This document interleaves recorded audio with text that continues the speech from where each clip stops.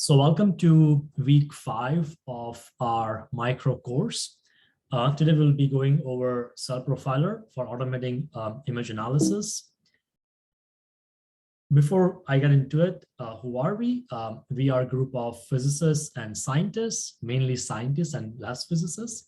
We are led by Dr. Adam Marcus and Laura Fox-Koharian, and April and I are the imaging scientists over here.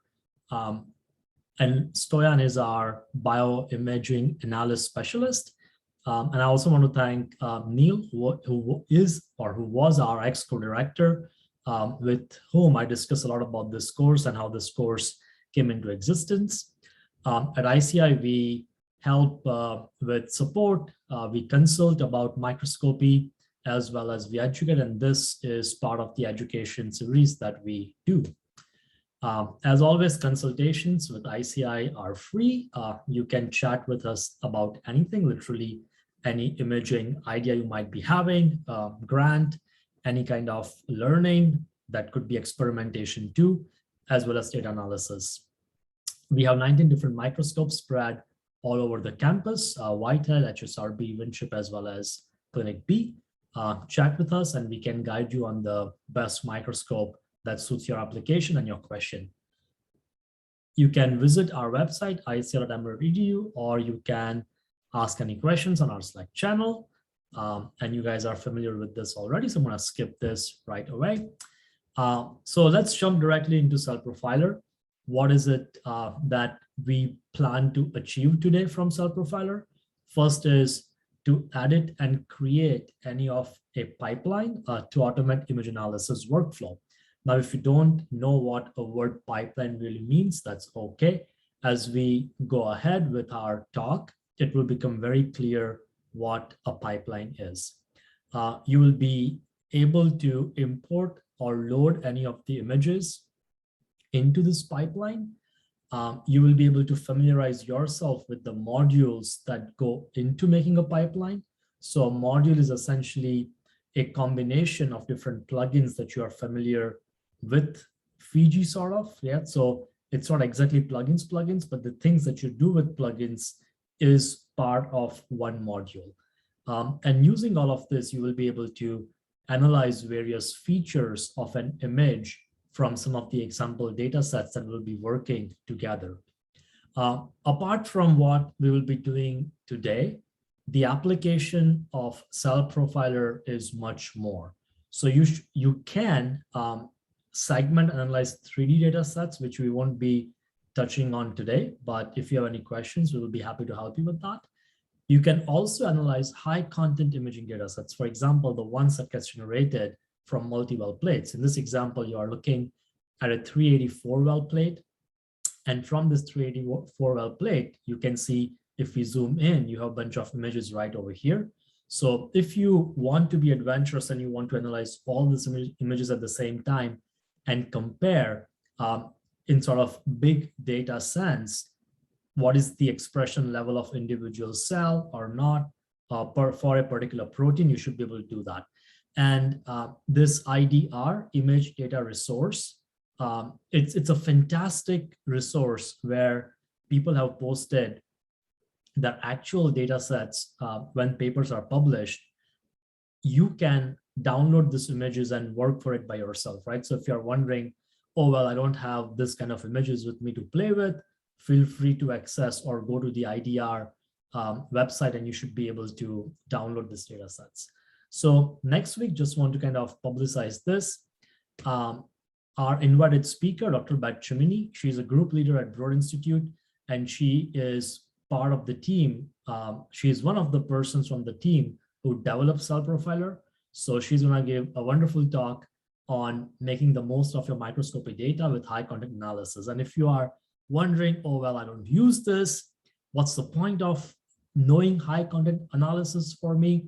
Just kind of want to get you into the pharmaceutical mindset, which is, this is just one of the companies. A lot of pharma company, biotech companies utilize image analysis from high content data set as one of their tools to guide their portfolio, figure out whether or not whatever compound they are testing can be utilized as a drug downstream. So Recursion uses cellular microscopy as one of their tools to look at phenomics, and you can go downstream of that all the way in to see whether or not this compound can be utilized as a drug, right? So image analysis can be a great skill set for your future.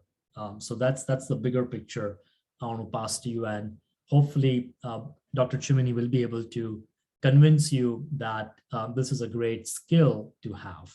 Okay. All right. So moving on with that, let's jump into Cellprofiler right away. So once you open Cellprofiler, what you will see is a welcome screen that looks like this. And on the welcome screen, there are a bunch of logos that you can see, right? And for each of the logos, if you click, you can try an example. That's the first thing we will be starting today. There are more examples that you can try based on, let's say, if you want to look at foci, or if you want to track something in a live cell movie, there are pre-built modules that exist. So it makes your life easy. When you have a pre-built module, you can always go in and modify the pipeline that suits your need. Okay, so you don't have to build something from scratch. There are also tutorials. Now, these tutorials are, of course, from the older version of Cellprofiler. So there might be few things which may not fit well with the current version, but it's still beneficial to have a look at it. If you have questions, you can ask on the Q&A forum, which takes you onto one of the image forum websites, something that I sent you in the email earlier. One of the best resources is the manual. So if you get ever lost and you don't know what so many of the features which are part of a bunch of modules really mean, you can just click on this manual and read through that. Okay, so two things we'll be doing a lot is trying examples, showing more examples, and clicking on manual. Once you open Cellprofiler, by default, the canvas looks very blank, and you only get this 4 options, right? So this is at the heart of what you do with Cellprofiler, which is you drop a bunch of files or folders that you may have. You execute names. I mean, with metadata, it's really optional. If you want to upload the metadata, this could be done either from the image that you have already, or you can upload metadata from an Excel file that you have saved. The other thing you can do is, I mean, the most important part is names and types. So, and this is something which we will look. I don't want to keep on adding more words to it. And once you are set with this, you can start adding modules by clicking this plus sign over here. And that brings you to the modules section.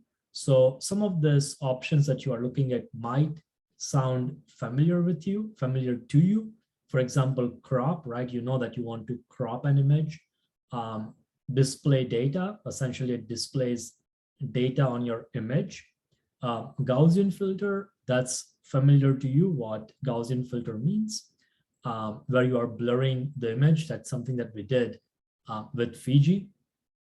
Identify primary objects, secondary objects, tertiary objects.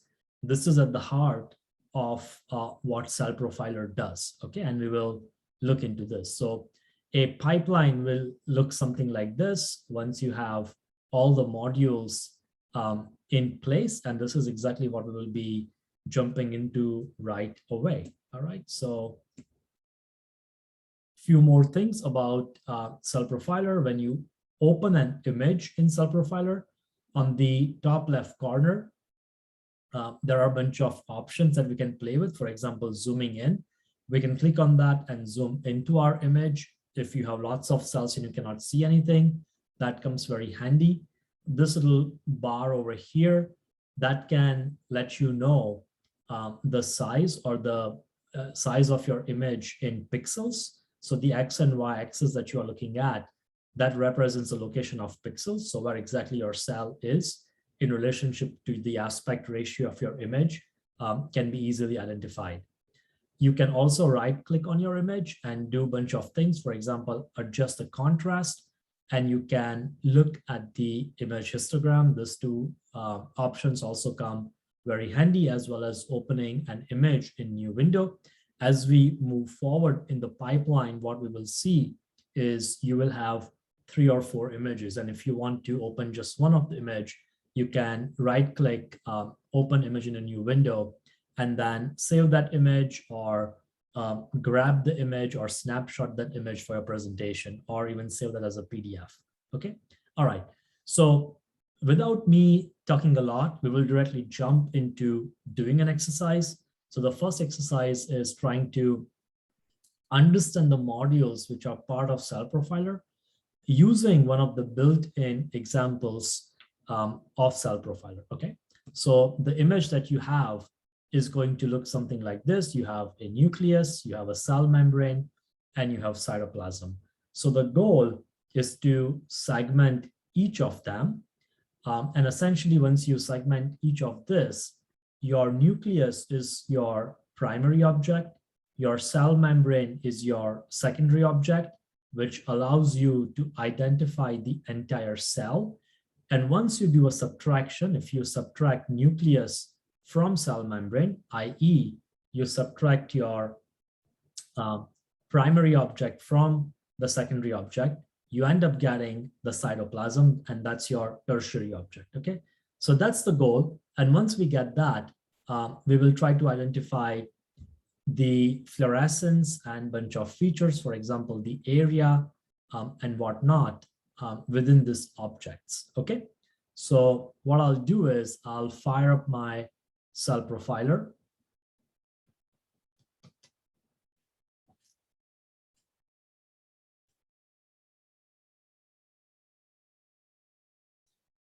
Give me a second while it's loading.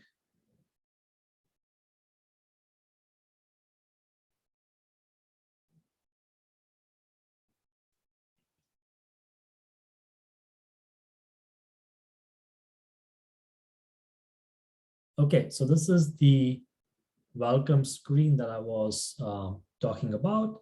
This is what you end up seeing, which is welcome to Cell Profiler. And the first thing that we will do is try to fill up this canvas. Now, you can go in and manually select things from this modules section, which is, hey, I want to do a few things, which is I want to go ahead and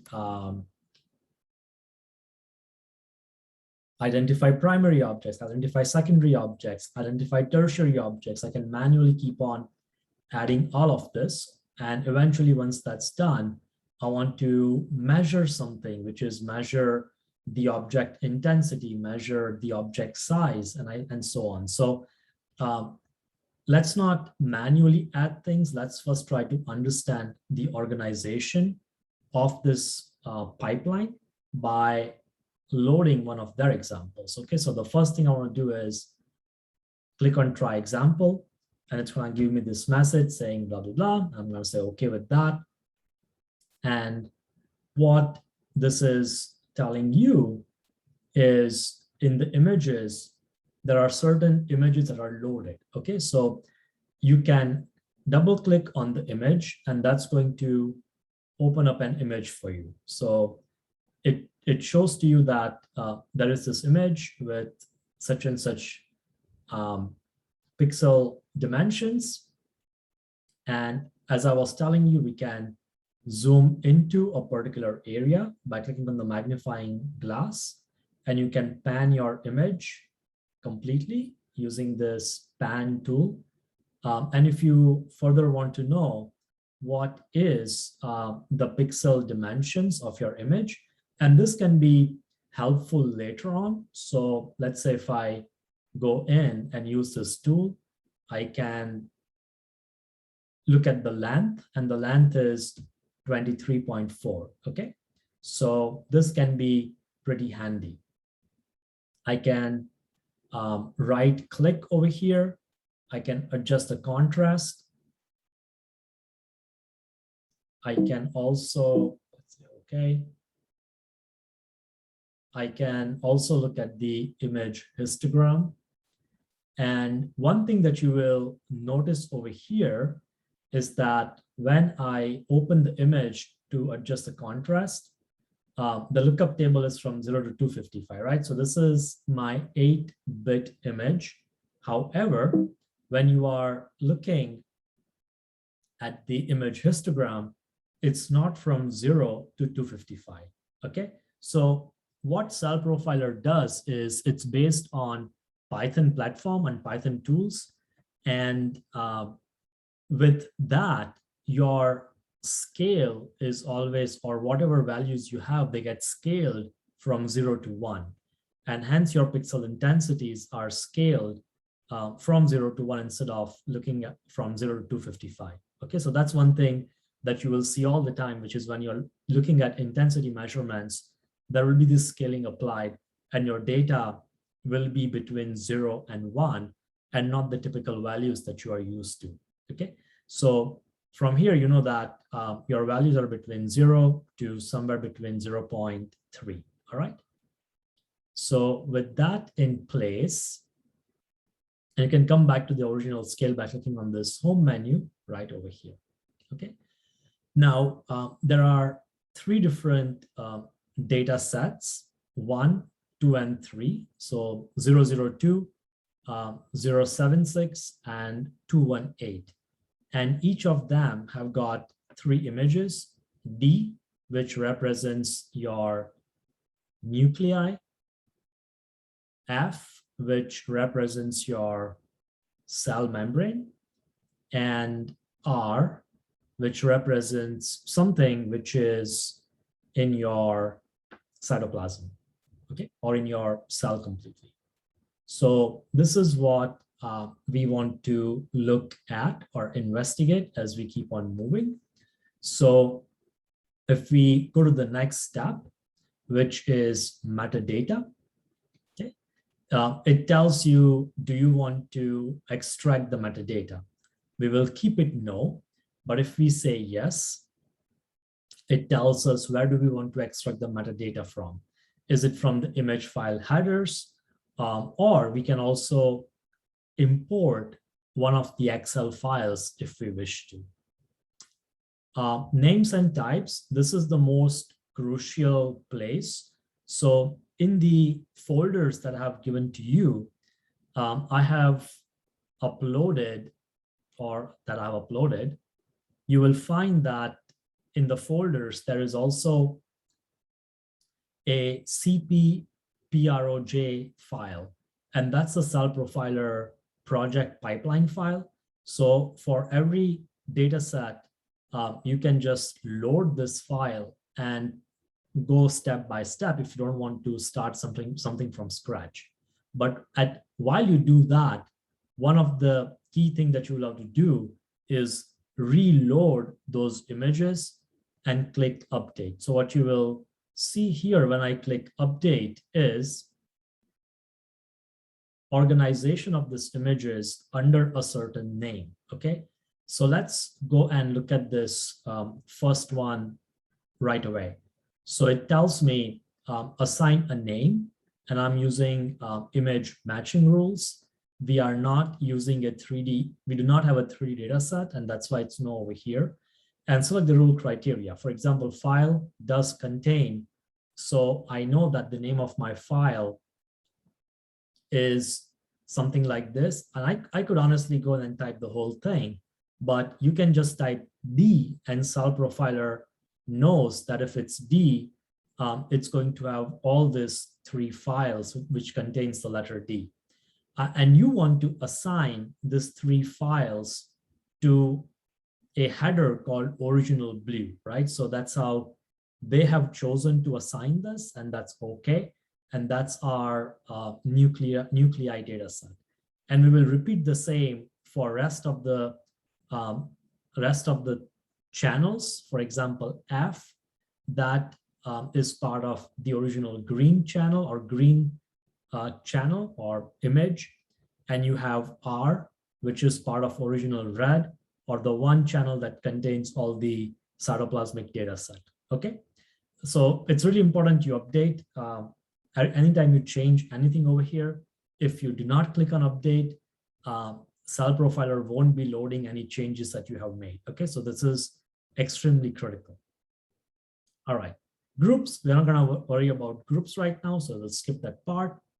And then we jump onto modules. Okay, so once we are in the module section, all we are essentially doing is cropping our image. So in the images that we looked at, this is fairly a large image, and we only want to work with a small section of this image. And hence, we are applying a crop. Now, one thing that you will notice, and this is again very critical and important, is that you are selecting, give me a second. You are selecting the input image, right? So you can select your input image, which is either original blue, green, or red. And where does that come from? It comes from names and types, right over here. This is what you name, right? So this is really playing with your brain cells, trying to understand exactly what's going on. And then in every single module, you have to rename the output of the image once you apply or do any particular action, okay? So in this module, we are cropping. Once we are cropping, what is it that we want to name that image? And what is it that this image will be called when we use it for future purposes? So we will be calling the output image as crop blue, okay? So in future, you will have an option what image you want to use, and the image that you will be using is crop blue, okay? And this is simply what pixels you want to crop, or what region within the X and Y axis you want to crop. That's what you are looking over here. And same thing, we are also cropping the green data set, which is the membrane data set. And we are also cropping the cytoplasmic data set, which is the red data set, okay? And one of the good thing, or one of the best thing about Cell Profiler is that you can execute each of these modules in a test mode, okay? So if I now go ahead and click Start Test Mode, and we can go step by step. So if I click on first step, it shows to you what exactly happened. So it cropped my original blue image into this small region.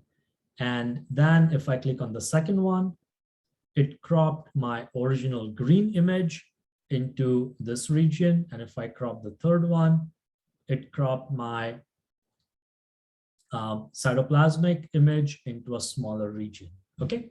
So fairly straightforward, right? So at this point, what I want to do is for you all to go ahead and play with just this much. Open up, let me see. Open up your Cell Profiler, click on Try Example. That will load this example, go back, try to understand this. Most importantly, click Update, see how this thing looks like, and try to familiarize yourself with how each of this crop module and the options which are part of the crop module looks like, and click on Run and click on the Enter Test Mode and move on step by step for first three. And then we will jump on to identification of the primary objects, okay? So we'll give you about 5-7 minutes to play with this, and we will come back. And let me know if you have any questions while you are doing this.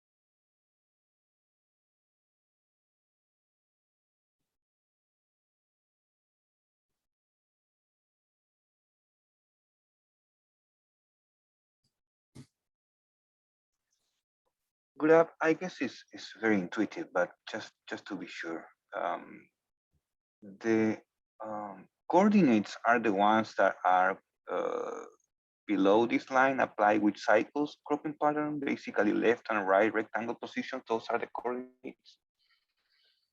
You are chopping off. Can you repeat your question, Lucas? Oh yes, sorry. So just to be sure, the coordinates. So how does the program know where to crop? Are these ones that says left and right rectangle positions? Right. So this is exactly what the positions that you are using. Okay. Okay. Thank you. Yeah, sure.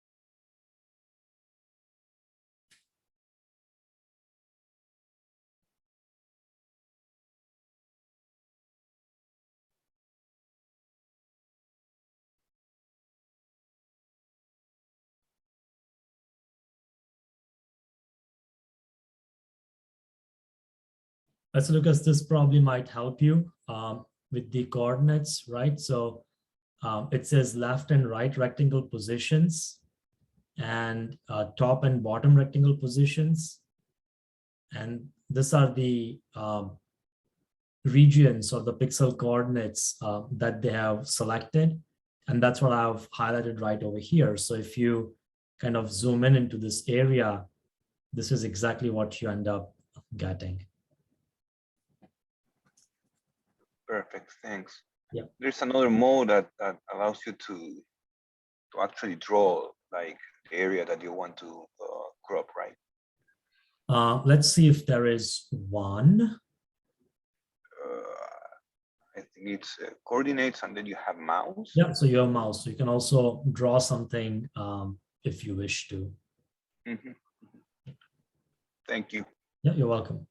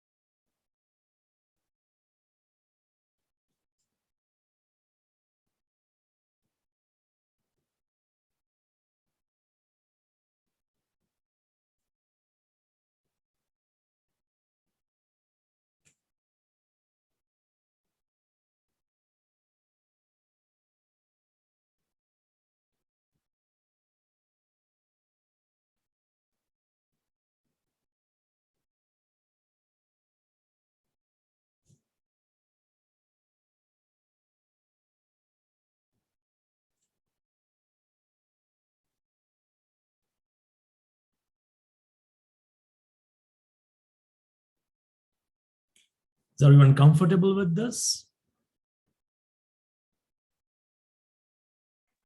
Yep. Okay. Wait for one more minute and then we'll move on.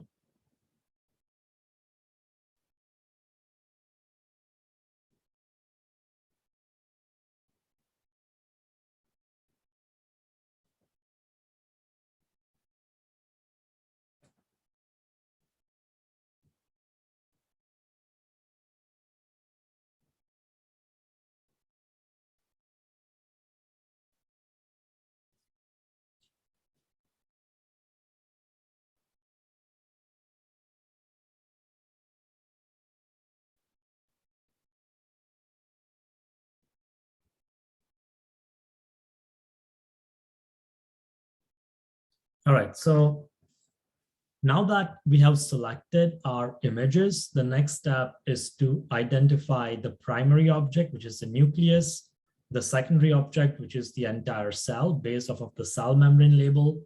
And from this, identify the tertiary object, which is the cytoplasm.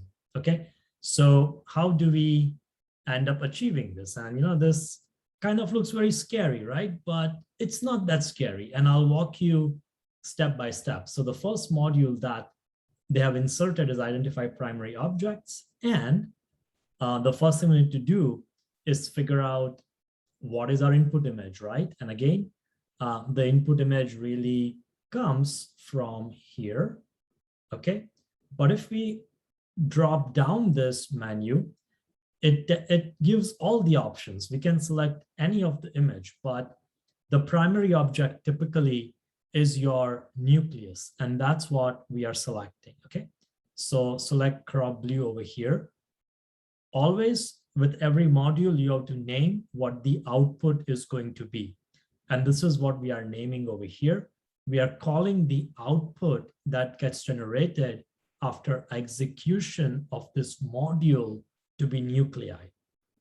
All right, the next step is we are trying to identify what pixels we are measuring, right? So if you guys remember from a previous examples, let's say if you have nuclei over here, right? And if you have small speckles within the nuclei, you don't want to count that. So typically what you try to identify is what is the pixel, what is the size in pixels for each of your nuclei. And in a conservative way, you can always say, ignore anything which is less than 10. So if you have any speckles, any dots, any debris which are in the image, they will not be included, okay? So that's what you are doing when you are looking at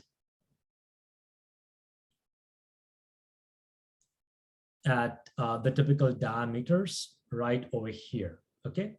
And then it's asking you, do you want to discard the objects which are outside this diameter range, right? So we can say yes or no, it's up to you. So in this example, we are discarding them. Now, in certain cases, you might have objects which are touching the border. This is nucleus, so it's not a big deal. But let's say if you have a cell, for example, right over here, right? You do not want to count or account for all these cells which are touching, because that's not going to give you a meaningful result. So for something like that, you want to select this option, which is discard the objects which are touching the border of the image, okay? And then comes the thresholding strategy, right?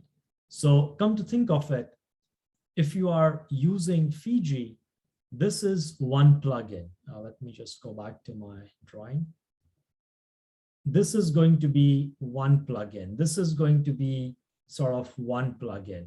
Then we come back to thresholding, right? So let's go back and put that up again in Fiji. So typically with Fiji, I would open up my threshold window, apply some threshold, right? Let's say max entropy or something like that, which is most likely, this is minimum cross entropy. I don't know the exact math behind it, but the idea is you want to apply some kind of a thresholding, okay? So you will apply some kind of a thresholding, you will hit apply and so on. Now, in case of an image like this, when we apply this thresholding right away,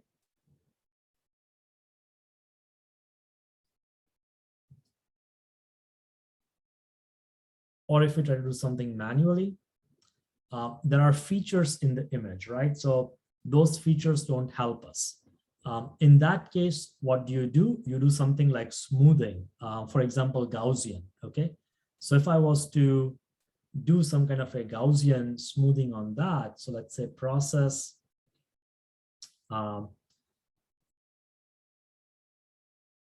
filters, Gaussian blur, and preview, right? So it's blurring and smoothing my data, okay?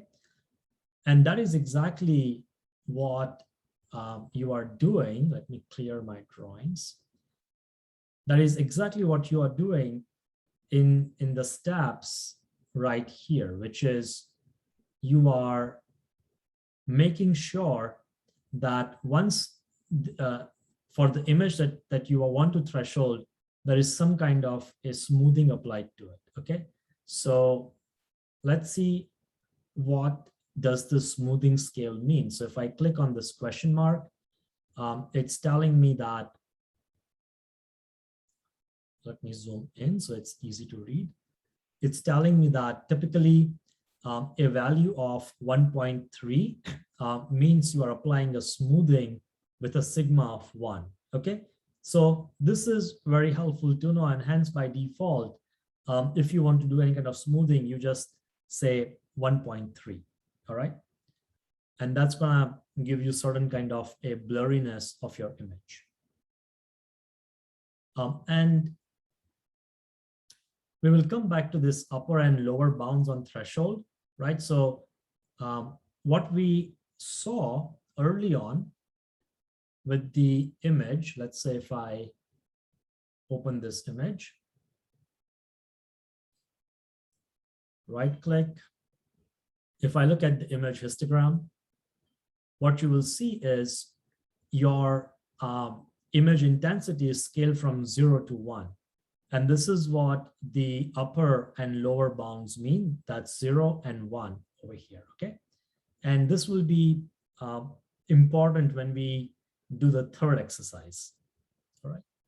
So let's go back to primary objects. So you have your lower and upper bounds, which are 0 and 1.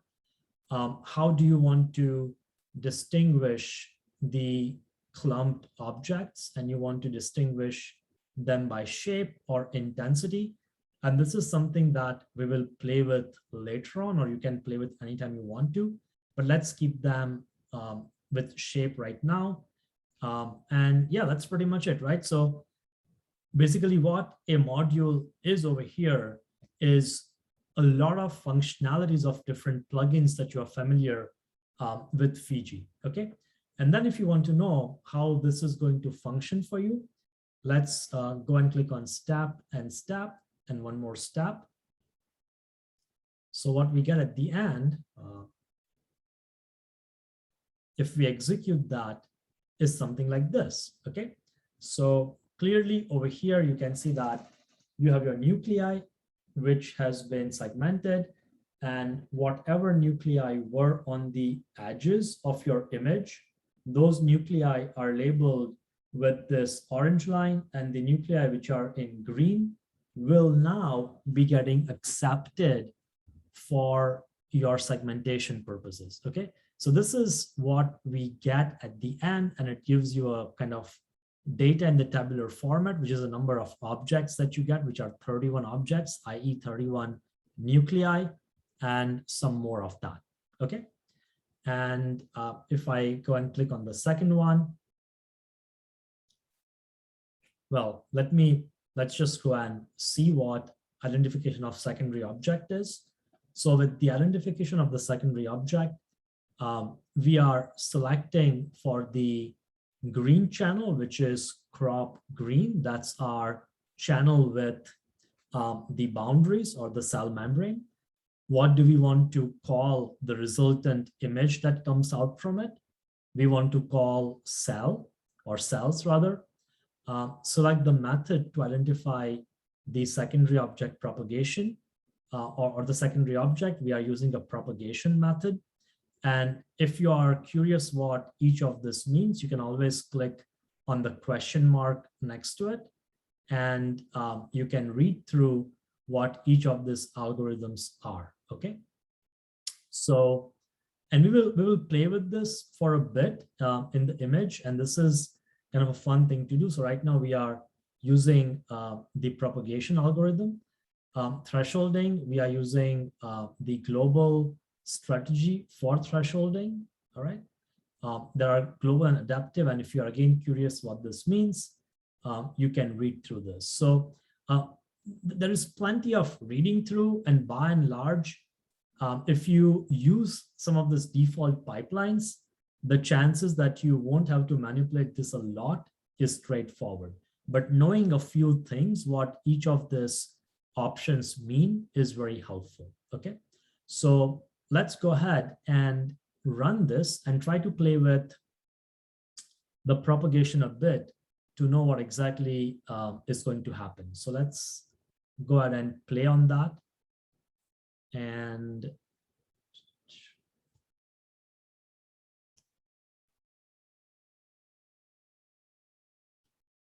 okay, so this is what you got in terms of secondary object, right? This is your cell membrane.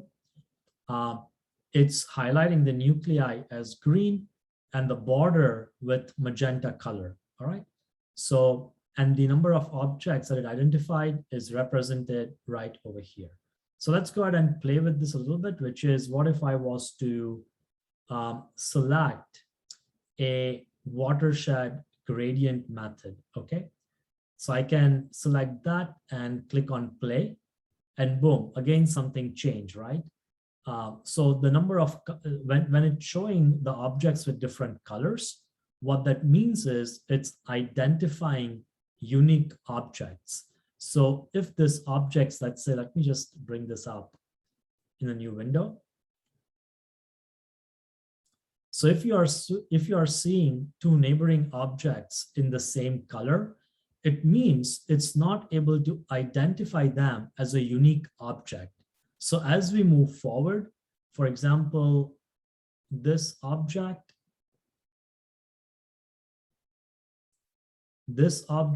as well as this object, they will be counted as one and not two individual objects, okay?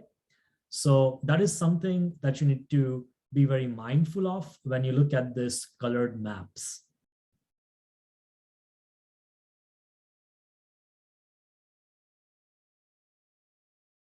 Okay, so it's pretty clear that the watershed gradient is not working out that well. Let's check out watershed image and click on play and see what happens, right? So again, it's pretty terrible, and it's again obvious from here too that when you look at the boundaries, these boundaries are attached to one another. For example, right over here for this cell, right? So that's getting considered as one cell. Now, one thing that I like, in fact, is distance B. So what that means is if you have something which is circular, i.e. the nuclei, and let me see if I can just draw this out. If you have your nuclei right over here, and you want to expand from the nuclei by certain diameter, right? So what you can do is you can say, I want to expand by 10 pixels, and it's going to go ahead and draw one more circle which radiates out by 10 pixels from the center. That's a terrible drawing, but I guess you get the point of what I'm trying to say. Okay, so it's going to look something like round and a perfect round. It's not a perfect round, but sort of, okay? So something like that can be very helpful if you're working with immune cells or which are really nice and round, or you don't care about getting a perfect shape of your cytoplasm and you say, you know what, I don't care. I don't want to look at the entire cytoplasmic area. I'm happy even if I can get a certain pixels within the cytoplasm in a uniform way for all my cells, okay? So that can come very handy. Let me clear this. Okay, so let's play with this. And if we go ahead and click on this, right, what you will see is it propagated by 10 pixels. And this will be much more easy if I just say 3, so that it's much more obvious. Let's go and hit play. All right, so now everything looks nice and uniform. It got radiated out by 3 pixels. Okay, so this can be a very useful feature if you think that everything is failing for you. I love to use this feature. All right, so let's go back to propagation. Let's go and hit the play button, and this is what we are getting. All right, so let's shift to the tertiary objects.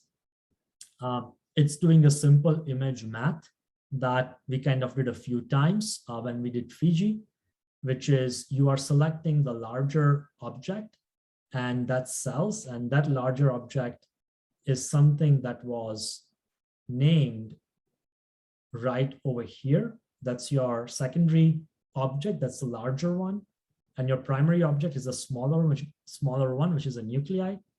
And we are essentially subtracting cells minus nuclei equals cytoplasm. And if we play this, go to the next step, we get this data set, okay, which is your nuclei, your cells, and you get your cytoplasm and the outlines of the cytoplasm. Okay, so I'll give you guys about 5-7 minutes, play with this, 3 different modules, get familiarized with that, and then we will jump into measurement modules. Okay, and let me know if any questions.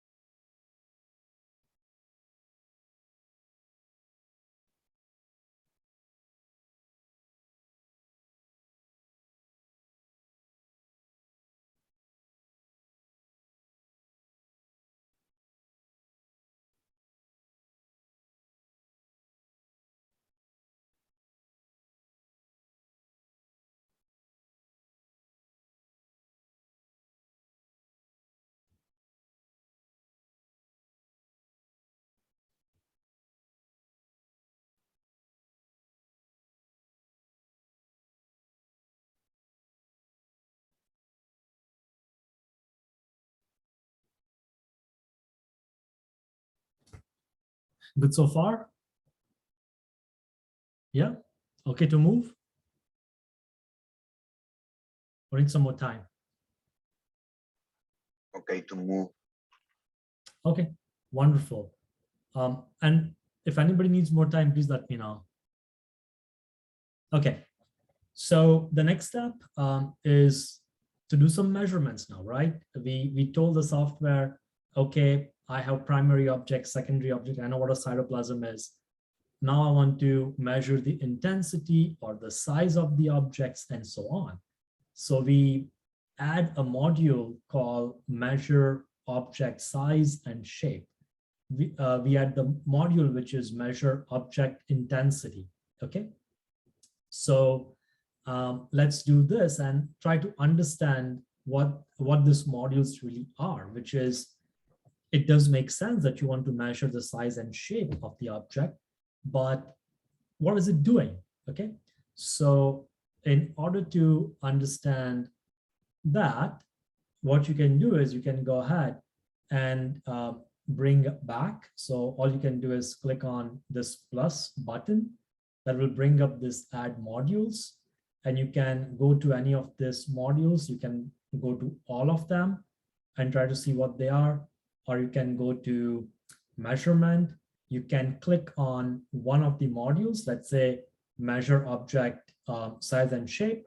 And then if you don't know what you're going to measure out of it, you can click on module help. That will bring up a new window, which tells you what is it that this module will do, okay? So it's going to measure all these things. If you have a 2D image, it will measure area, perimeter, form factor, convex area, extent, eccentricity, which is how round something is, or how not so round or elliptical something is, major axis and whatnot, right? So this is good, and this is also bad, right? Which is, do I care about all these things? So that is exactly what all these people who do high content image analysis, they try to identify. If you are treating your cells with drugs, you want to know how the shape of the cell is changing following drug application over a course of time. And that can be very informative, right? So all these geometrical measurements that you are getting can be interpreted in a certain way from here, okay? So for your application, you might want to ignore some of this numbers that you get right here, but for other applications, they might be important for you, okay? Apart from that, if you want to just go and access the entire manual at the same time, you can go to the welcome window, click on manual, and it will take you to the web page. And this is really robust web page. It's one of the nicest manuals that I have found for any software or documentation, okay? So you can just go ahead and go and figure out what you want to do. Go down to measurements, and literally it's the same thing that you have, but it's up to you how you want to look. Either you can go to the website, or you can just click manually over here and understand what each of the modules are, okay? So that's with the object size and shape. If you want to look at the object intensity, again, it tells you over here what are the things that we are going to measure if you are measuring object intensity. So you will be measuring integrated intensity, which is sum of all the pixels, mean intensity, which is average pixel intensity within an object, standard intensity, max intensity, mean, and blah, blah, blah. All right, so it is very detailed in terms of what it's doing and how it's calculating something else. All right, so excuse me, sorry.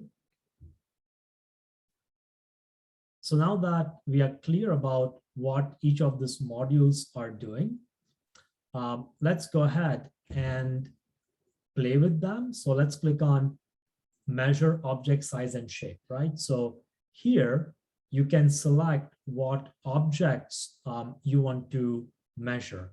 Do you want to measure cells, the cytoplasm, the nuclei? It's totally up to you, okay?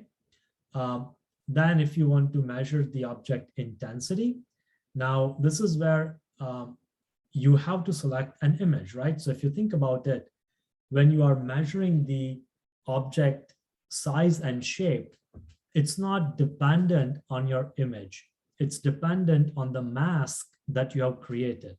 However, when you are measuring the object intensity, you have to tell what image you want to use, right? So you have a mask, and on what image you want to apply that mask on. So that's essentially what this module is asking for, right?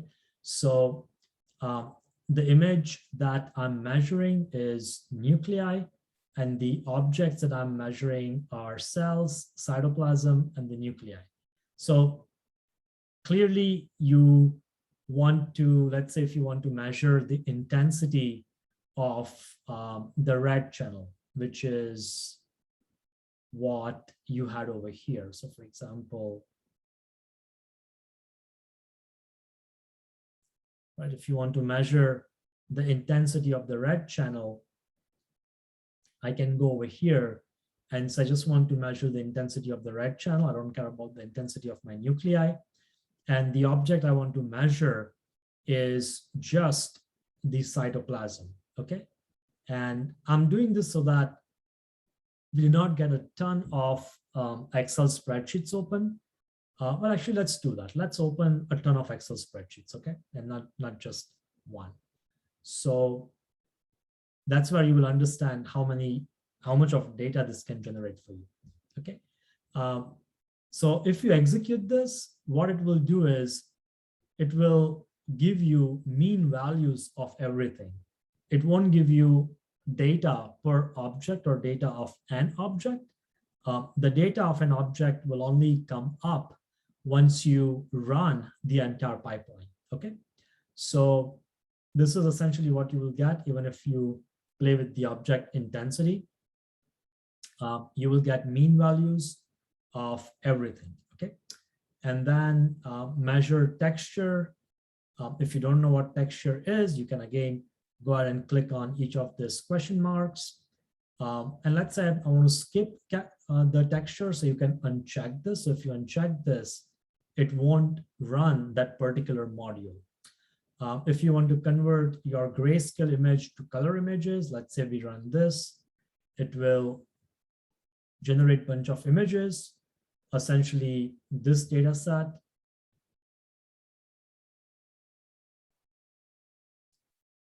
And that's essentially overlay of all your 3 images, okay? And we don't care much about that either. So I'm gonna ignore that. And then do you want to save the image? I don't care about that. So I'm gonna close that. And the last option is export to spreadsheet.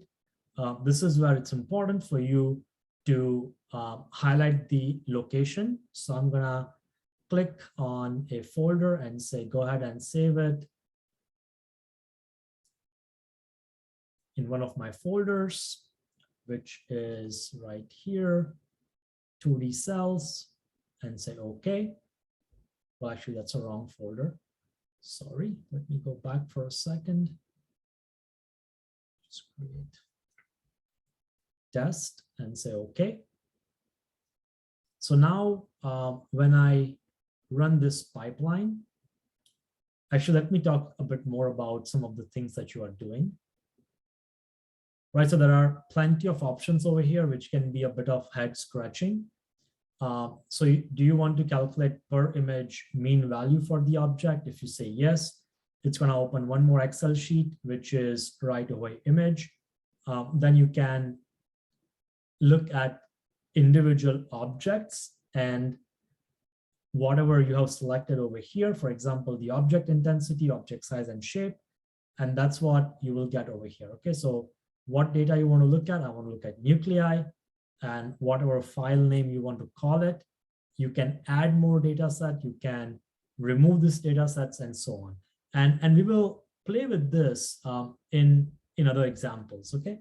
So if you are, and this will always appear like this till you go ahead and exit out of the test mode and start analyze image. So now when I start analyze image, that's when actual pipeline is going to run, and I will be getting a bunch of spreadsheets in one of my folders. Okay, so I'm going to go ahead and click analyze image, and this should not take a lot of time. It will also open a bunch of images while it's running. It's opening on my second screen, so you won't be able to see them, but at every step, it keeps on opening a bunch of images.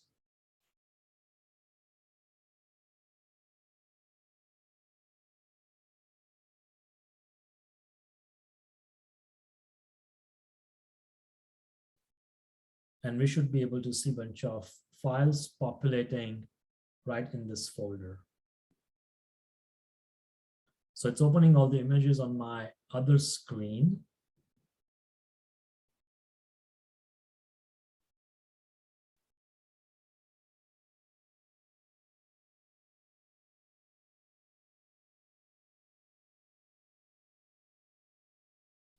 Give it 1 second and it's going to populate all these images. Okay, and say okay. So I can go ahead and click on my image. That's going to have mean values of everything. Okay, so if you look at this, it's showing the mean value for literally all the images, which is not very informative, right? Because the primary reason we are using cell profiler is to look at individual cells or individual objects. So if we go into our cytoplasm data set, which is our tertiary object, and if we zoom into it, right, we are getting all this different parameters. So you can go ahead and say area shape, maxima, minima, eccentricity, Euler number, form factor, major axis length, thread diameter. So all the geometric parameters that you can think of are over here, okay? And let's keep on going, and that's where it ends, all right? And let's say, go ahead and open cells. What I was hoping, yeah, we also have the intensity, which I skipped on for the earlier one, right? So you have the intensity, and let's go and look at the mean intensity of crop red. And I was mentioning to you, everything is going to be between 0 and 1, right? So it's 0.09. The max you are having is 0.23. So when we looked at the histogram, it was between 0 to 1, and the max was about 0.3. So that clearly makes sense, whatever we are looking over here. Okay. So that's pretty much it with this.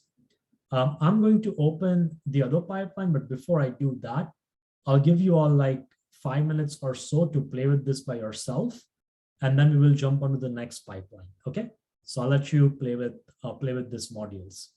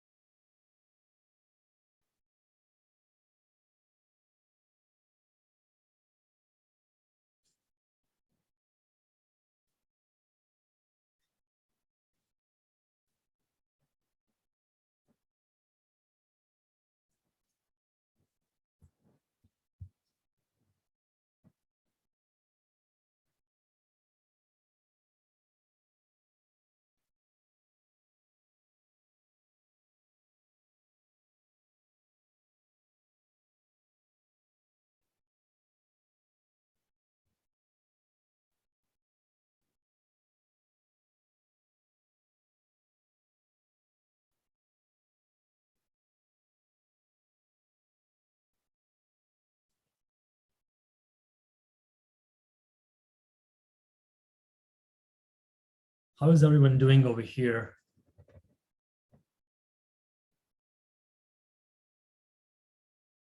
Need some more time, guys? I'm okay. Anybody else? Thumbs up, thumbs down?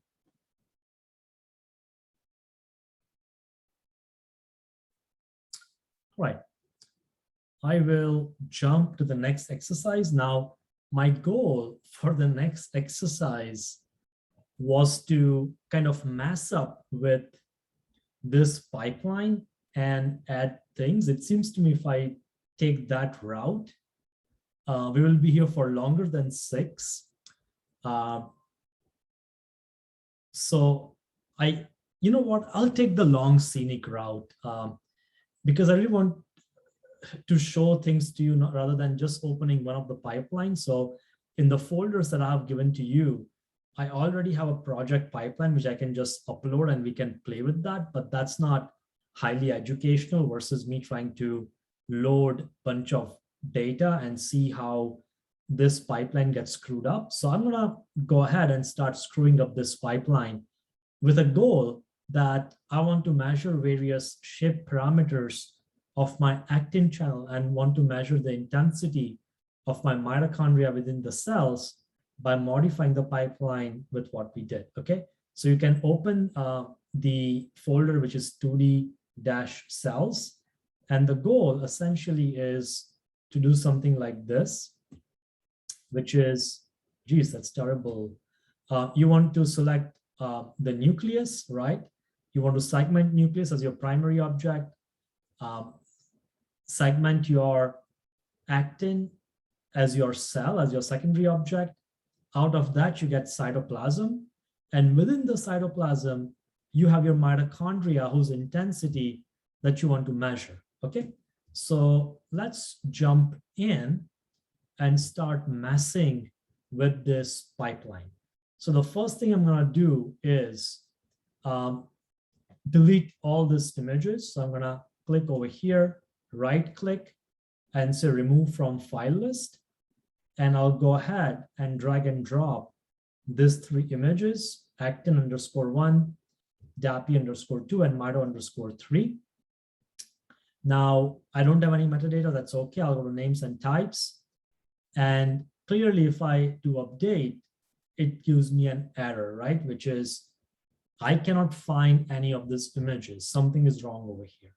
So I know that my image, which is ending with, oops, 1, and that's small tiff, that is my actin. Okay, so I'm gonna call that actin. My second one is 2.diff. That's my nucleus. And my third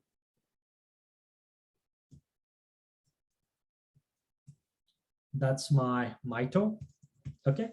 And let's do an update. Boom, cool, right? So now we are able to assign a name to each of our images that Cell Profiler recognizes. So that's actin, mito, and nucleus for each of these images, okay? And now that we are happy with, clearly we don't want to use the crop modules, right? So I'm gonna ignore crop.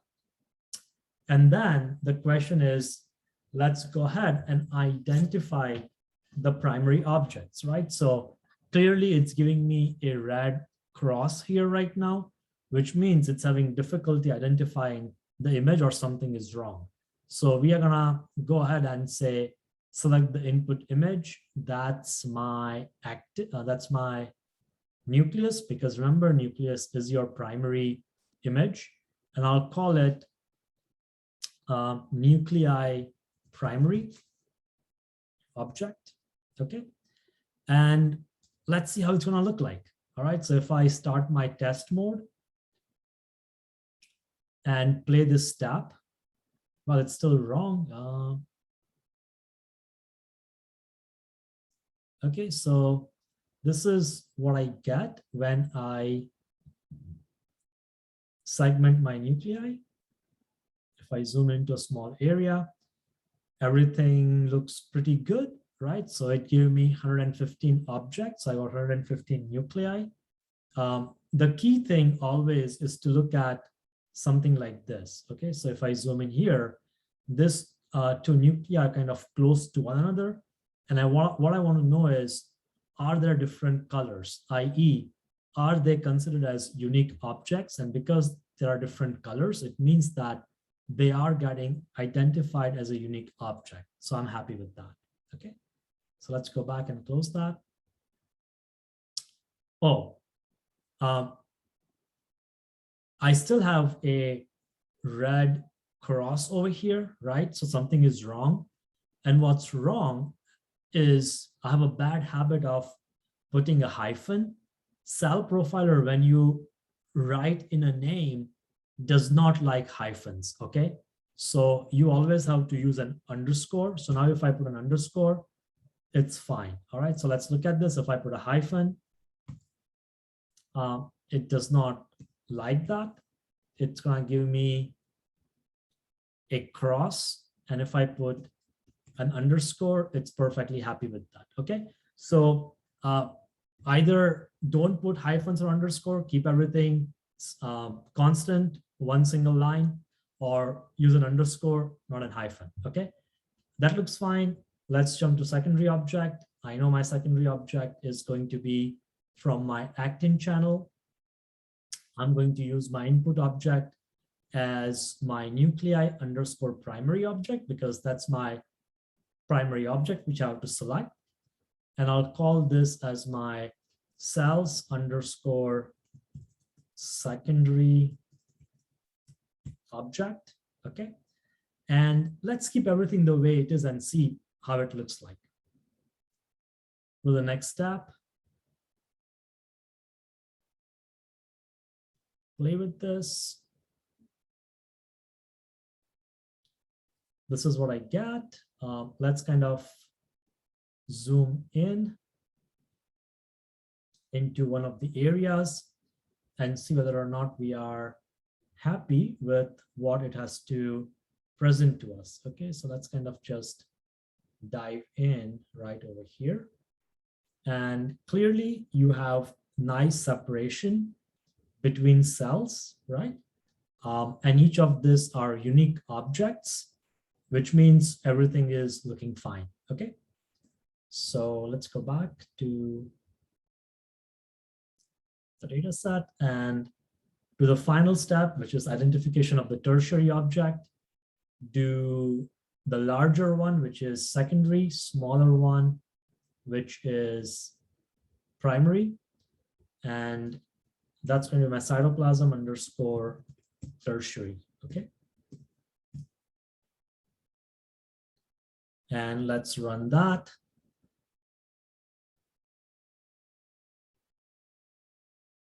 And that gives me, woohoo, my cytoplasm, and everything is looking great, okay? So everybody, so I'll give you guys time to play with this. I'm sorry if I hurried over here. Happy to repeat this again if you have any questions, but I'll give you guys 5-7 minutes to play with this before I jump into the object size and shape and intensity part, okay? So we'll reconvene at like 5:30 or 5:32 or something. Let you play with this.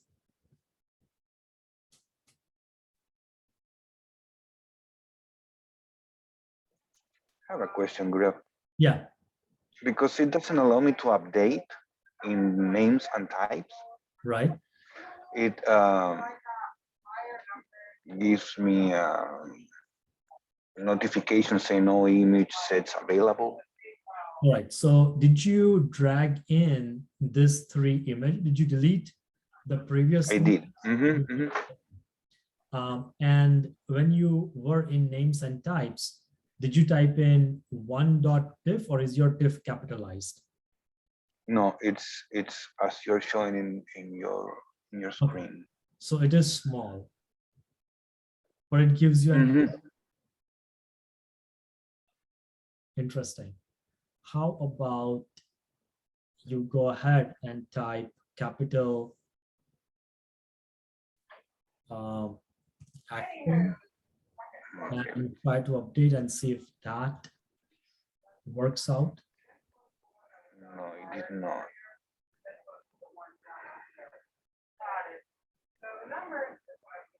Would you like to share your screen, Lucas? Sure.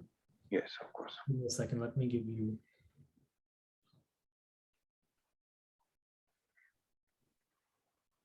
You should be all set. Okay.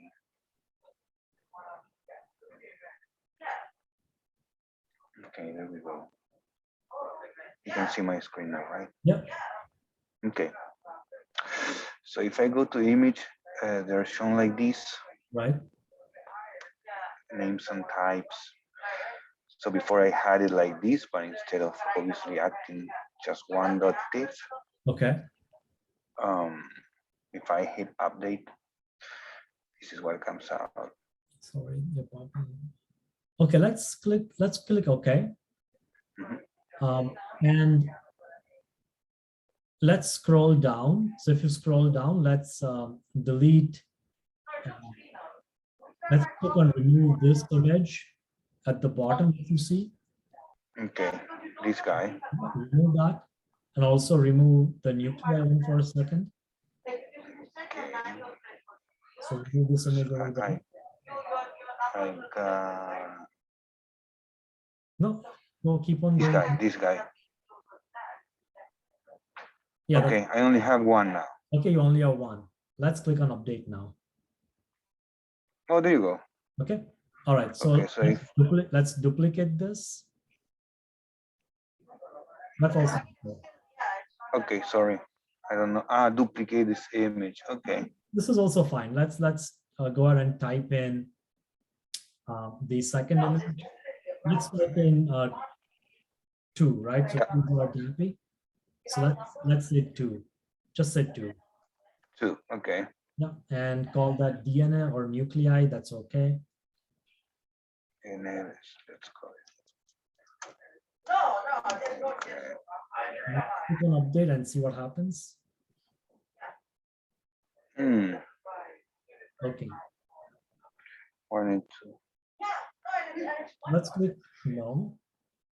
It's okay. I'm going to delete this guy. And let's just keep the nuclei and the other guy. Okay. All right, that's okay. Interesting. And then duplicate this image.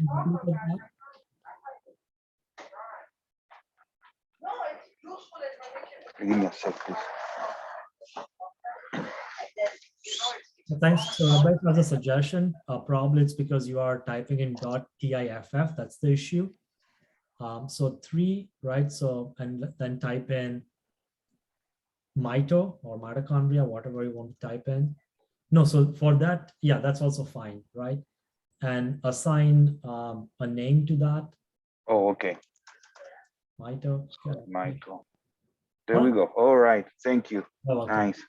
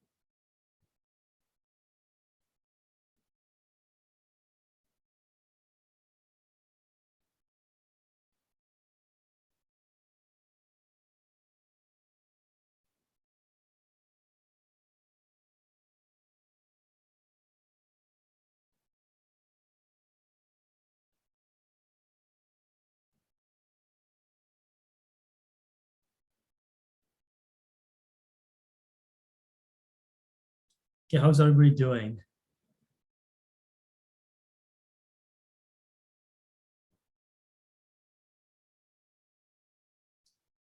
Let's take 2 or 3 more minutes. All right.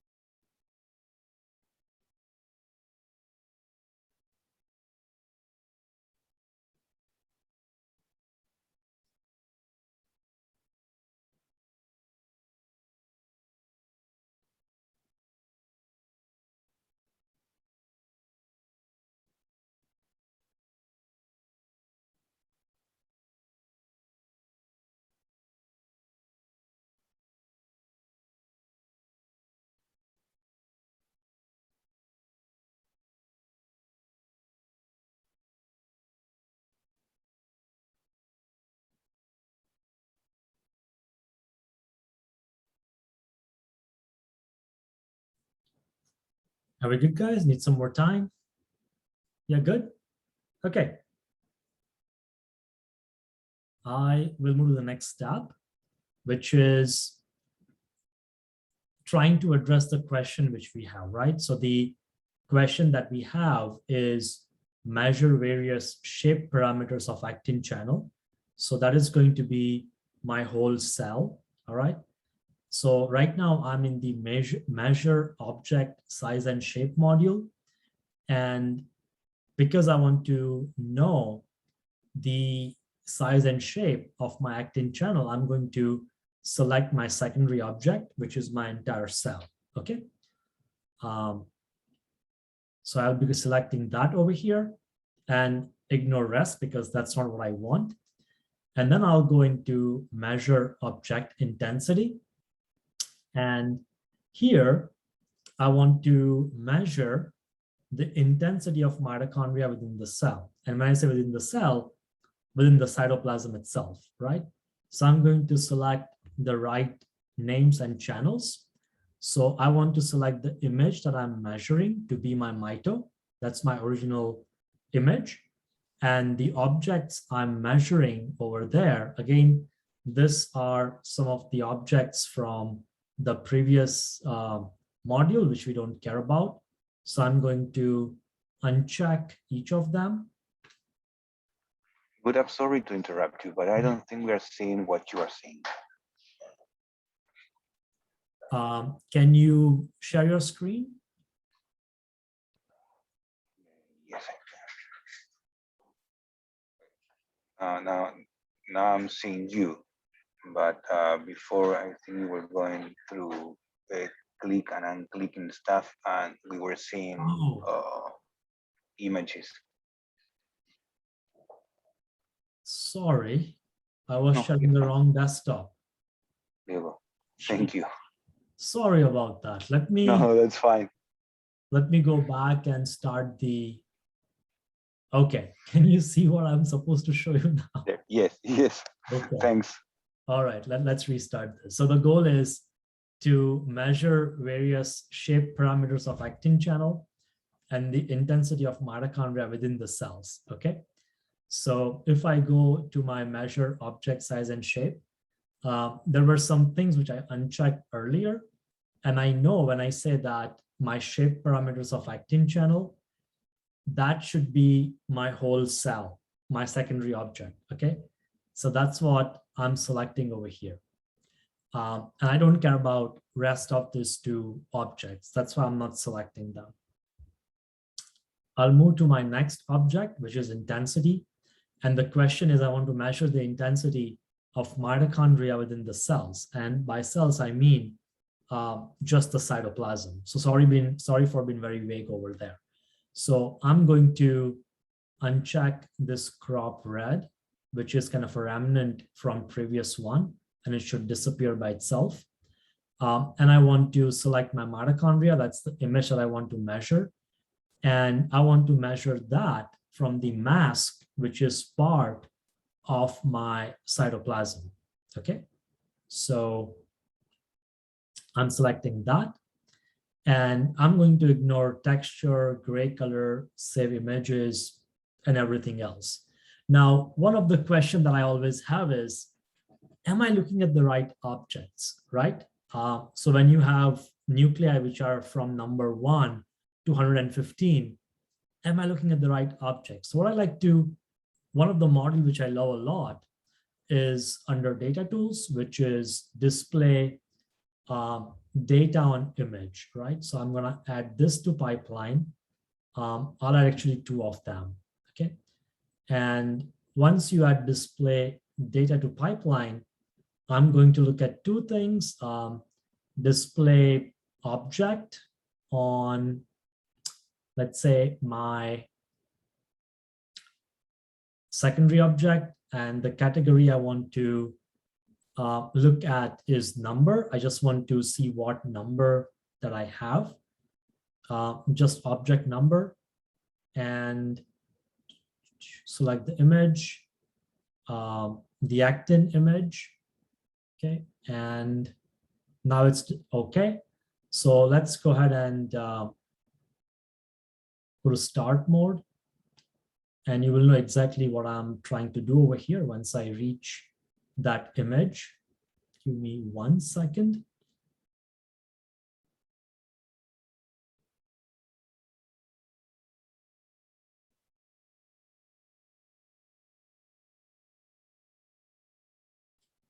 All right, so what essentially you are getting is the ID of each of the objects that we have. So we have 1 through 115 objects, and that's what you end up learning, which object is what. Okay, and I like this a lot. And the other thing visually I like to do is to display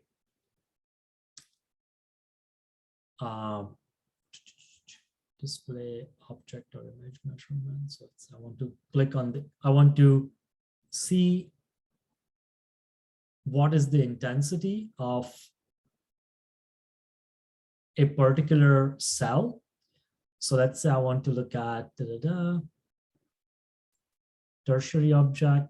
I want to measure the intensity. I want to measure mean intensity, and I want to display that on my mito channel. Okay, so let's see, display mode. Okay, image, mito.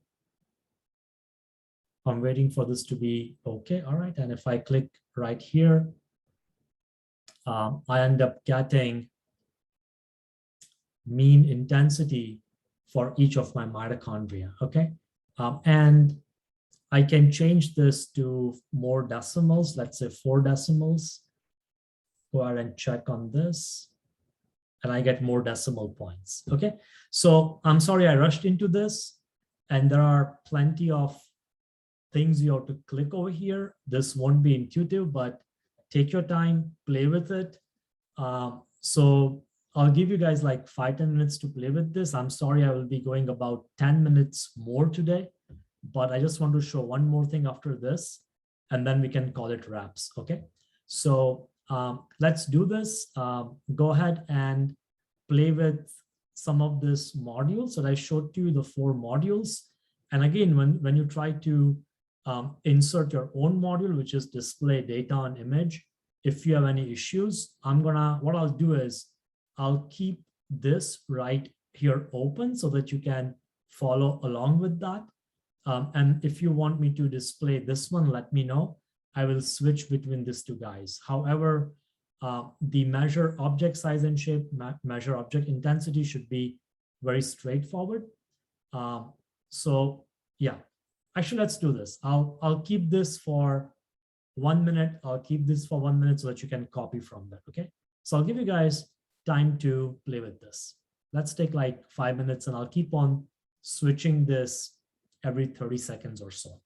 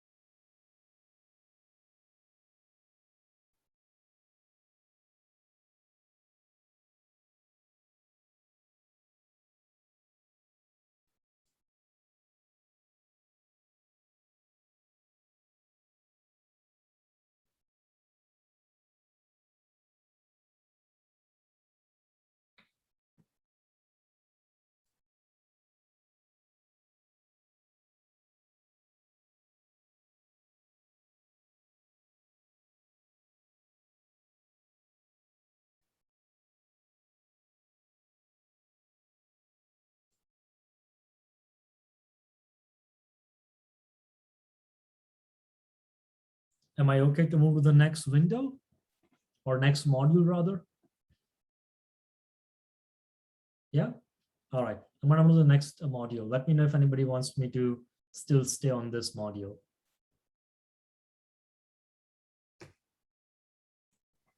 I think we can go forward. All right, thanks.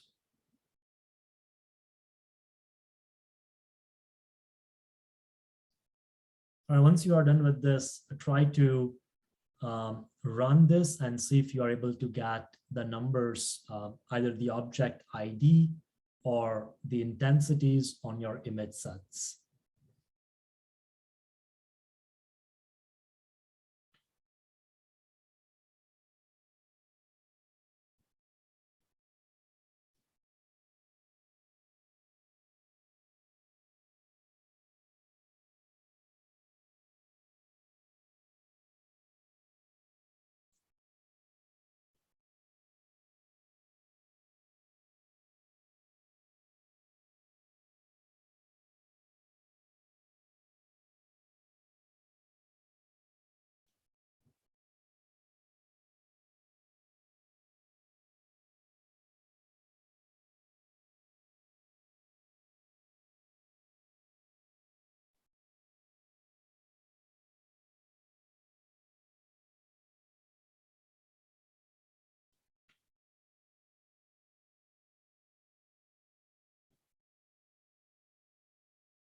Are we good? Any questions, any issues happening over here?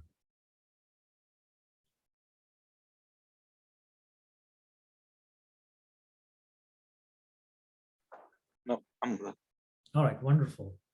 And anybody, if you're having issues, feel free to reach out to us. We will help you offline. That's also okay with us. All right, so the next step, let's get a bunch of numbers, right? So I'm going to assign a folder where I want to save things. So I'll go ahead and put that where my cells are.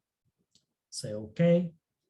What kind of images I want to save? I don't care about saving the entire image, right? So I'm going to go ahead and remove this data set.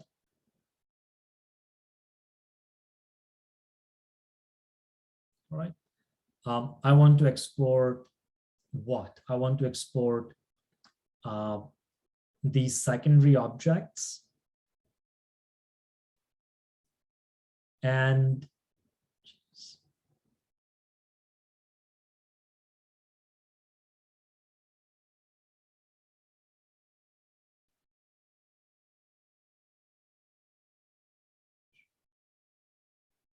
all right, I want to export the secondary objects,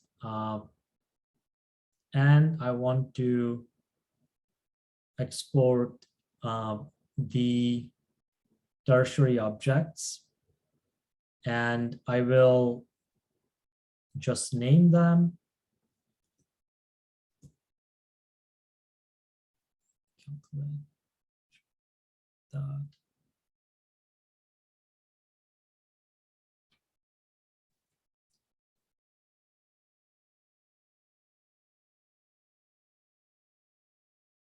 So this is my, let's say, Actin, that's my secondary object, and my tertiary is Mito. So I'll call that Mito. And that's all I want to save. So once I'm done with that, I will exit my test mode and hit Analyze Images. Okay. And it should quickly run because I'm not asking it to save a lot of data.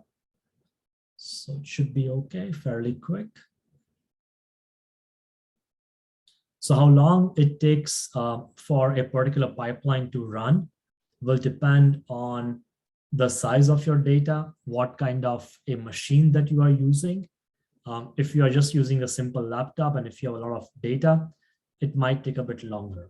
Versus if you have a powerful machine, it's going to be very fast. Everything that I'm running right now is on a very basic laptop. So yeah, it's taking, probably it should take the same time on your computer too. Okay. So I'll say okay. And let's go ahead and look at the folder. 2D cells. It gave me two files, Actin Actin.csv and Mito.csv. So let's see what all we got over here. So with the Actin, these are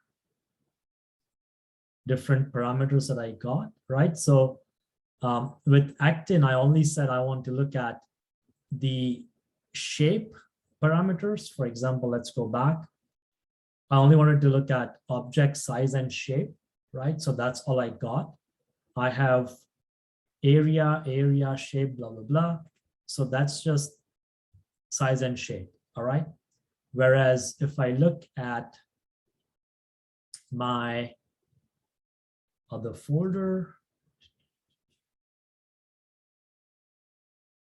which is mito.csv file,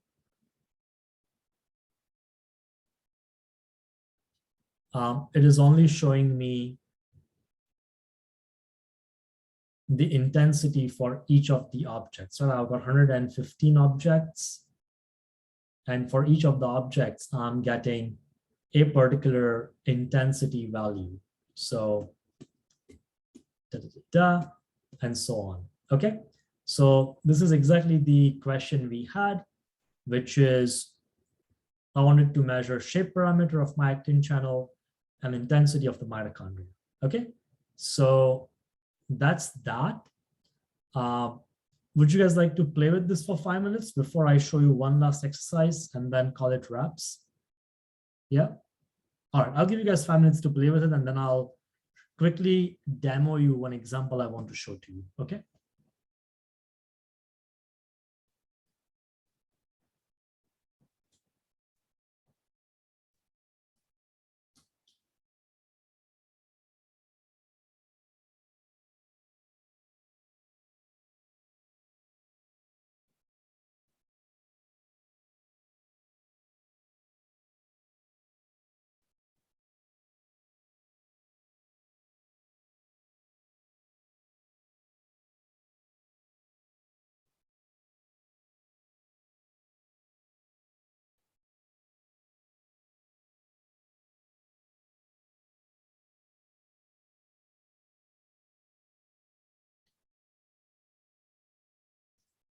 And one of the most important thing I want to tell to all of you is don't save this pipeline. Don't overwrite on this pipeline. This is the base. So if you want to save this pipeline that you have worked on, do file, save project as, and save it as something else.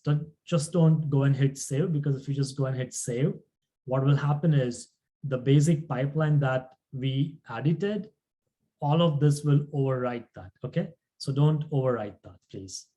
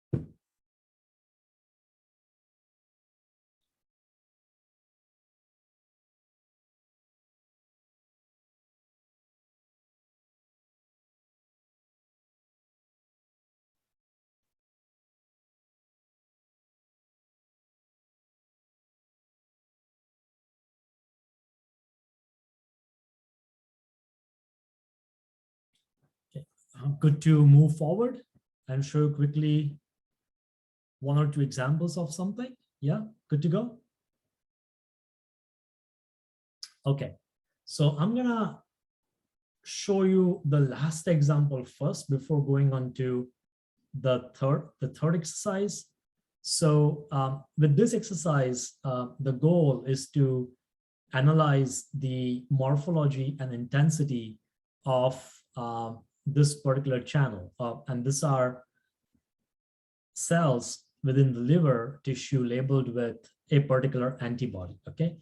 And if we look at this, we turn the lookup table to grays, right?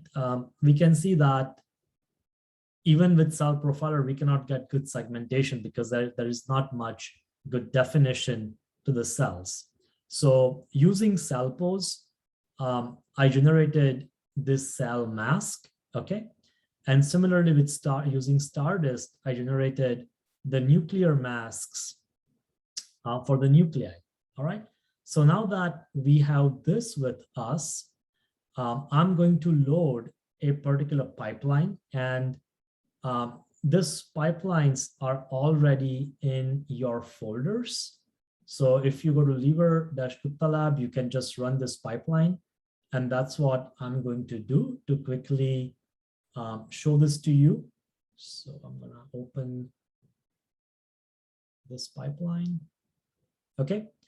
And in this pipeline, instead of identifying primary objects and secondary objects, I'm using a module which is convert image to objects, right? So let's go and see from the start itself. You basically dump all your images, the cell-mask, cell.tiff, nucleus-mask, and nucleus.tiff onto this canvas. Go to names and types, and if you just hit update, everything should look fine. Add this module, which is convert image to object. And now if we run this, start test mode. And if I click on this, each of the images, let's see where it's hiding. Okay, it's right over here. Right, so I got my nucleus image with individual labels over here, and my cell image with individual labels over here. And the key is to make sure that each of this object has a unique color, i.e. a unique ID, okay? So I'm happy with that. And once that's okay, everything else is very much similar to what I showed to you. Okay, so I'm gonna close this real quick and show you where something like this could be a problem. And that's where I go into exercise number 3, okay, where the goal was to literally use the masks that we generated last time with Cellpose on the 2D data set. And what you see is right here, if I zoom into it, whatever separation that you have between these two cells, it's not enough for the module to faithfully translate this into a unique object. So I had to apply a processing algorithm of reducing the size of each of the object. And that's how I was able to generate a new mask, which now is able to read this as an individual object. Now, let me quickly run through this because it's like, I don't know what he's talking about, which I agree. So let's go back to our data set. These are the two images I'm talking about. So let's say if I open my cell-mask image, this is too close for the comfort of cell profiler to identify this as unique objects. So what I'm going to do is go ahead and do a processing step of applying a minima of, let's say, 0.5 pixels in radii. Okay, so that's going to increase this. So if I go back and forth, right? So now there is more separation between the objects. One drawback is the size of the object will be tad bit smaller, but I guess that's a-okay. Okay, so I'm going to say okay to this. And now if I load this particular pipeline that I have, and you should also be having this pipeline with you, which you can play with later on. And I promise, give me 5 more minutes and we should be done with this, okay?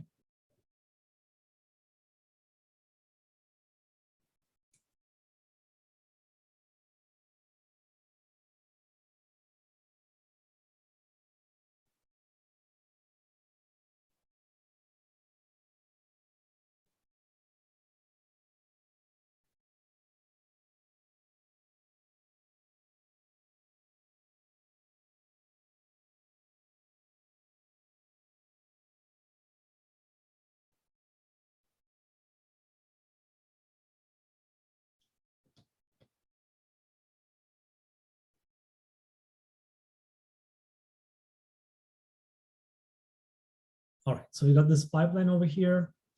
And if I start the test mode and do step by step. All right, so this is what I have used. In the next step. All right, so it's actually, this is the one which is too close for comfort. For Cell Profiler, when I use convert image to objects, right? So all these objects are of single color, which is not what you want. So if I go back and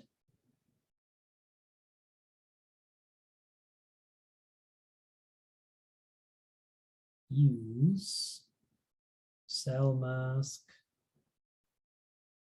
filter, and secondary, I do want that. All right, so now if you compare the one which is too close for comfort compared to the one which is not too close for comfort, you can see the difference. I am getting unique objects over here by applying the filter, okay? So that's one way. The other way of doing this would be to utilize the identify primary object and identify secondary objects module. So let me quickly go to them. So identify primary objects, use, let's see if it's gonna run.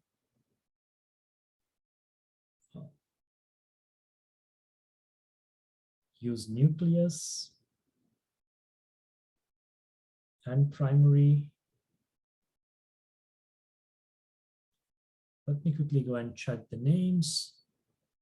So I got, oh, DAPI, no, names and types. Nucleus, okay, so that is called nucleus. I'll call this, stop.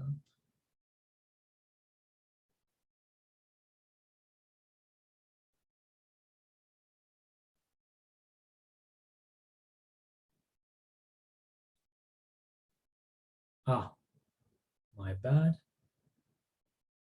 Should work now.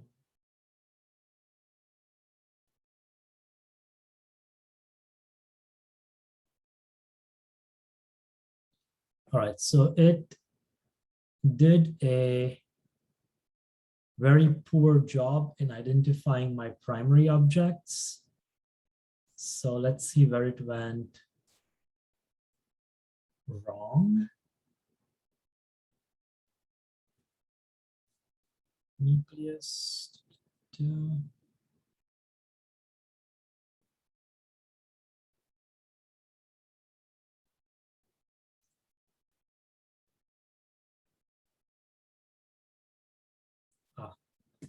This should be 0. That's where it went wrong.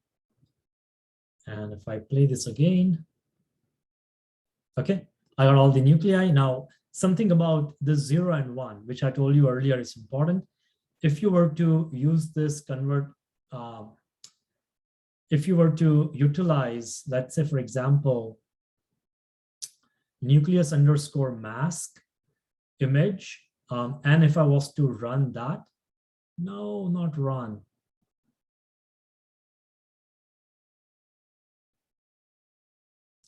I don't see anything, right? That's because my threshold, my histogram is from 0 to 1. And because this is a thresholded image, everything is 1. Sorry, everything is 1. So I need to select 1 to 1. And if I select that, that should work out.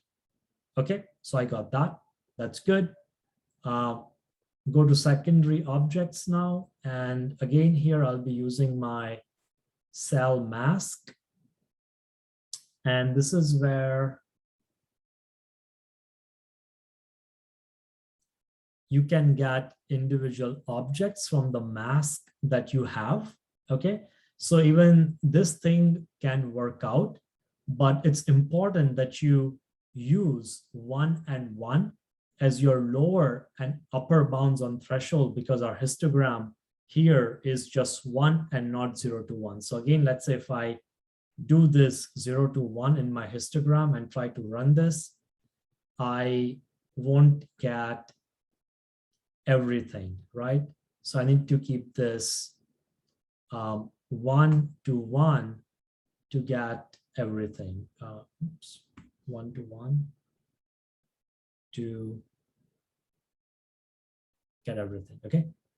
So yeah, that's pretty much it. Mean.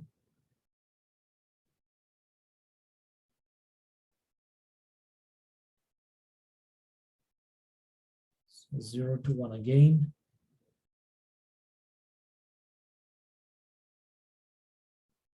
Okay, so things look pretty terrible when you change that and you use mean cross entropy, unless I change something else. So I'll keep this as 1 and 1. So that's the magic when you want to use some of the images that you have generated from Cellpose. All right, so that's all I wanted to talk about. Again, if you have any questions, feel free to reach out to us offline. That's okay. We'll be happy to help you. I had to rush through this last 2 exercises, but I really wanted to talk to you how to use some of the images that you generate from Cellpose based segmentation. All right. That's pretty much it. Thank you, guys. Any questions? Or should we just wrap up the session?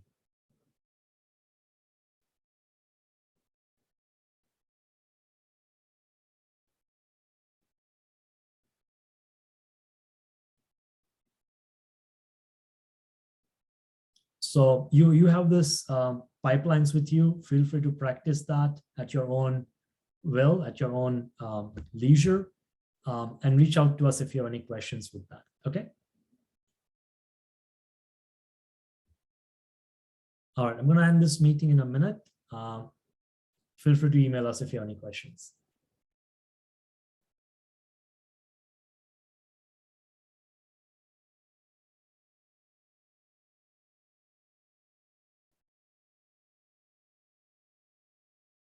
Oh.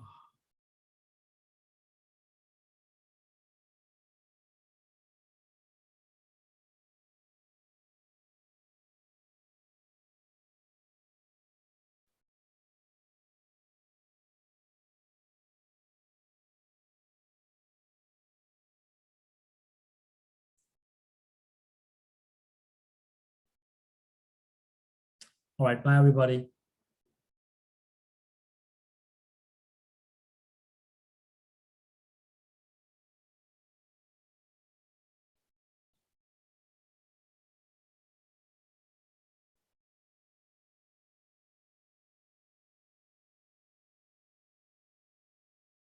Oh, shoot.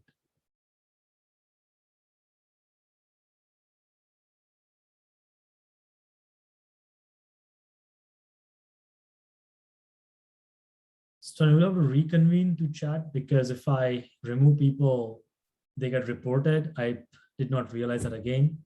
That's a terrible thing. So I'll send you a link, okay?